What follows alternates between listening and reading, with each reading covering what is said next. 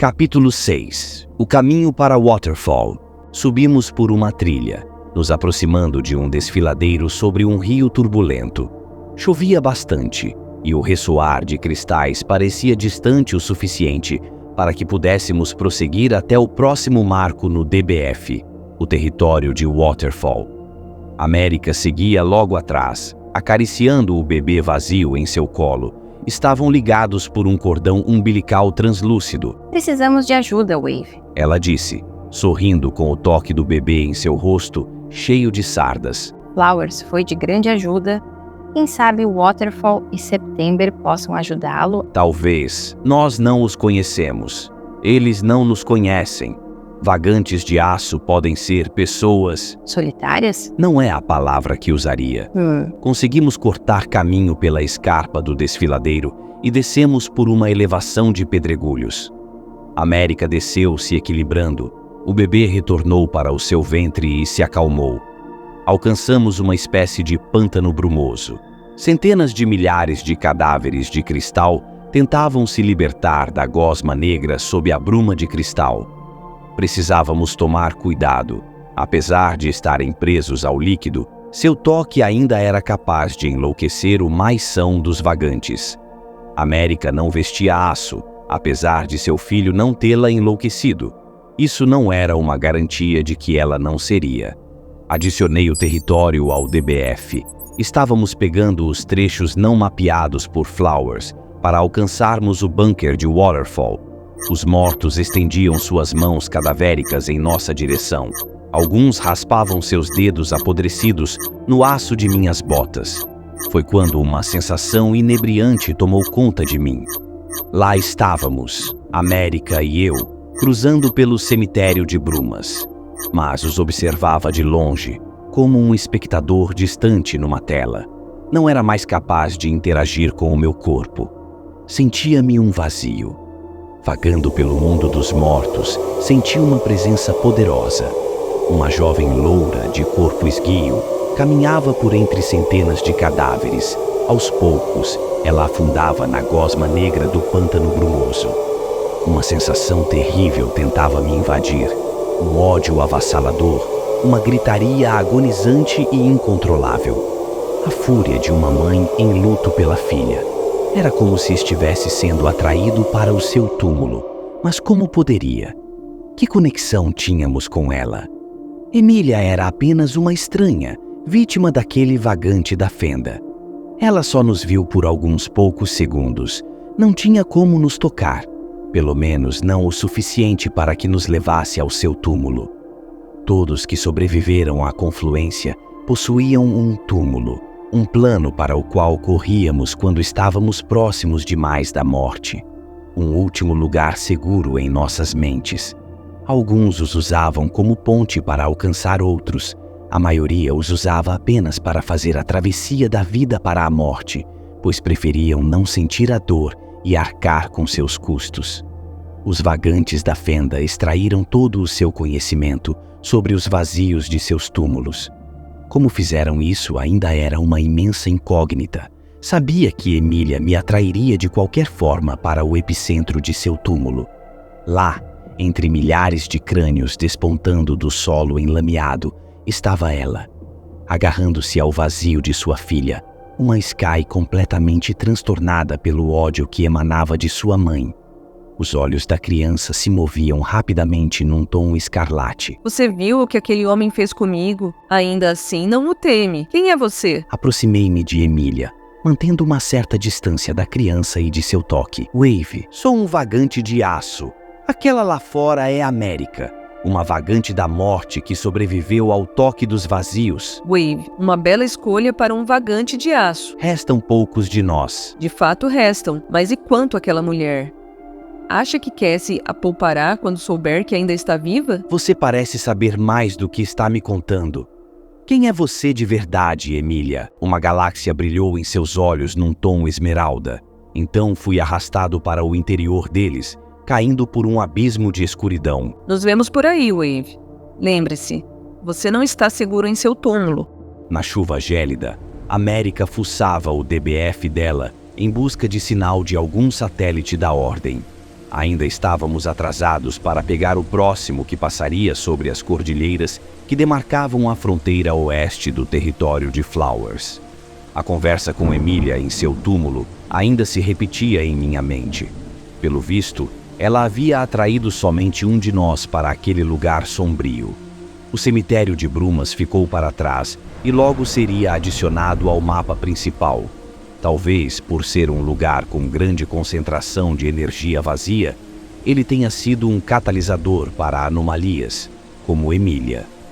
Meu túmulo não era nada parecido com o daquela mulher. Talvez ele refletisse as emoções do coração. Eu nem mesmo sabia se possuía mesmo um túmulo. Atravessamos uma longa planície sem árvores, ruínas ou qualquer tipo de vegetação. Isso nunca era um bom sinal. Chegamos nas cordilheiras. Agora começaria a pior parte do trajeto, a escalada. Ajudei América a ajustar seu equipamento de escalada. Lancei o gancho num par de rochas alguns metros acima e começamos a escalada. Levamos bastante tempo para alcançar o gancho. O bebê de América fez silêncio por todo o trajeto. Provavelmente estava dormindo, se vazios dormissem. Após algumas horas de escalada, alcançamos o meio do caminho, onde uma pequena trilha levava até uma fenda na parede rochosa, logo abaixo do cume coberto de neve. A temperatura já havia caído bastante naquele ponto do trajeto. De súbito, um calafrio me percorreu até a espinha. Aquilo nunca tinha acontecido antes. Não fui capaz de escutar o ressoar se aproximar. A sinfonia do silêncio já tremia em meus ouvidos, como gritos próximos. América, depressa! Agarrei-a pelo braço e nos arrastei para dentro da fenda na montanha. Foi exatamente quando a chuva caiu sem piedade, rasgando tudo e todos que estivessem em seu caminho. Muito tempo se passou, dormimos de pé, encostados um sobre o outro. Não fazia tanto frio daquela maneira. Os braços da mulher se apertavam em minhas costas, por baixo do aço de minha armadura. Seus cabelos ruivos afagavam minha barba rala, espetando-a. Então a apertei com ainda mais força. Não a largaria por nada. A chuva de cristal caiu a tarde inteira. Quando ela finalmente estiou, saímos para nos sentar à beira do penhasco. Lá de cima víamos a planície devastada, coberta de poças de água e bruma de cristal. Anomalias vazias brotavam das fissuras abertas pelos cristais e avançavam pela paisagem rabiscada do fim dos tempos. Um cristal perfurou minha bota de aço como um projétil. Faíscas iluminaram num clarão. América ofegou, apavorada. Tudo o que fiz foi me levantar e ajustar as tralhas em minhas costas. Em seguida, puxei um maçarico e tapei o furo no aço, derretendo-o. América vestiu a capa de chuva de Flowers por precaução e prosseguimos com a escalada. Após demasiado tempo subindo, afundamos nossas piquetas no gelo.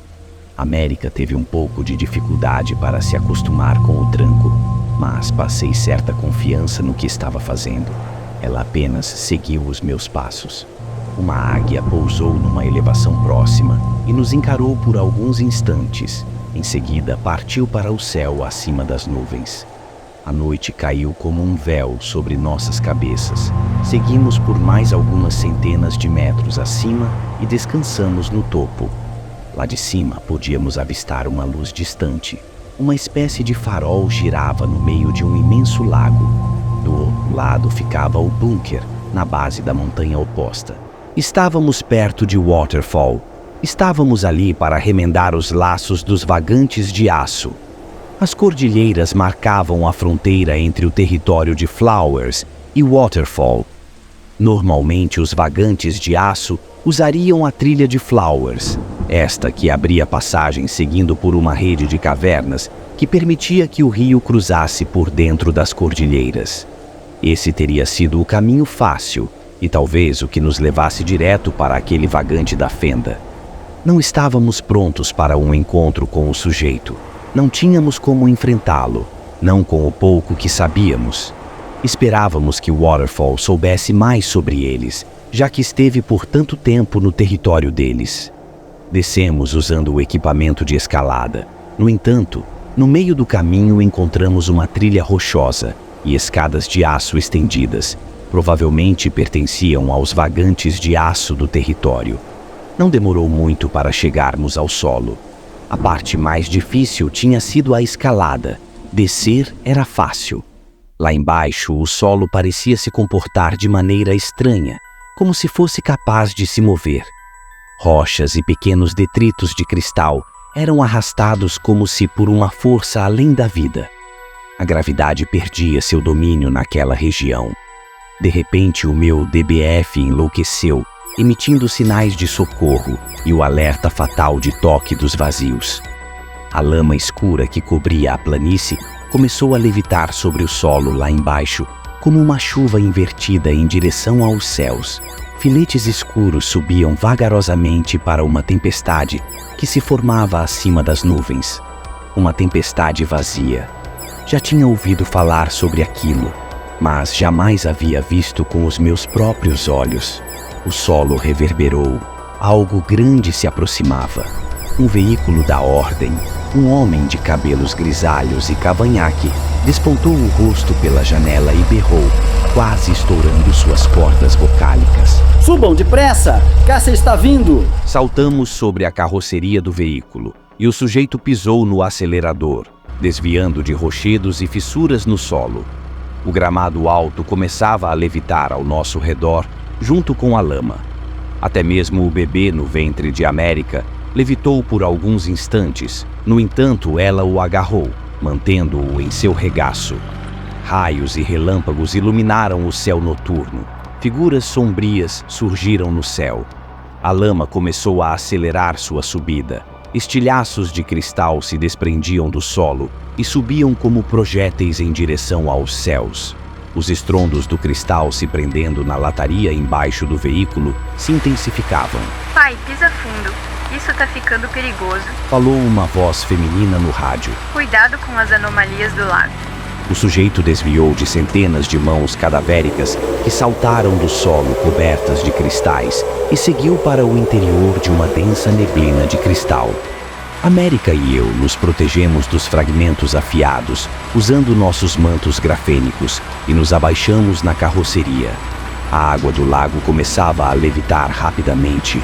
Logo estaríamos dentro dele. Uma gigantesca massa de água jazia sobre nossas cabeças. Milhares de cristais despontavam do solo e eram cuspidos de volta ao céu.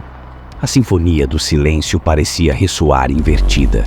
O veículo cruzou pelo fundo do lago, agora vazio e sem uma gota sequer de água. O terreno possuía uma estrada, como se alguém houvesse se preparado para aquela ocasião. Milhares de peixes flutuavam ao nosso redor, em direção aos céus. O sujeito que dirigia atropelava tudo em seu caminho para o farol na ilha no meio do lago. Vazios espreitavam por entre as rochas e a névoa de cristal. O céu já estava quase inteiramente coberto de lama e cristal. América me abraçou, trêmula de medo. Foi quando um estrondo ecoou pelo mundo inteiro e a gravidade recuperou seu domínio. Num clarão intenso de um relâmpago, a ordem natural do mundo caiu sobre nossas cabeças.